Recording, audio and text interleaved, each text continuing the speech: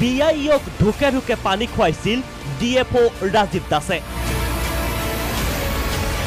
অৱশেষত গুৱাহাটীৰ বাসগৃহত গ্ৰেপ্তাৰ DFO ৰাজীৱ। গ্ৰেপ্তাৰৰ পিছতো শেষ হোৱা নাই নাটক। গোলাঘাটৰ দৈগ্ৰুং বালিমহলত DFO ৰাজীৱ দাসৰ নেতৃত্বতে সংঘটিত হৈছিল কোটিটকীয়া কেলেংকাৰী।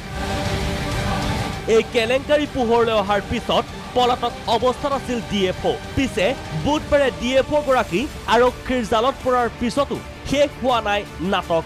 MMCHত স্বাস্থ্য পৰীক্ষা কৰাবলৈ লৈ যোৱাত হঠাৎ অসুস্থ হৈ পৰে DFO ৰাজীৱ দাস। লগে লগে MMCHৰ পৰা GMCHলৈ প্ৰেৰণ কৰা হয় ৰাজীৱ দাসক। কিন্তু স্বাস্থ্য পৰীক্ষাত পোহৰলৈ আহে ৰাজীৱ দাসে ৰচা নাটকৰ। ইয়াৰ পূৰ্বে BIOয়ে সোধা পোছাৰ বাবে মতাই পঠাইছিল DFO ৰাজীৱ দাসক। সেইমতে হাজিৰ হৈছিল BIOৰ কাৰ্যালয়ত। কিন্তু তাৰ পিছতে বন্ধ হৈ পৰিছিল ৰাজীৱ দাসৰ মোবাইল ফোন।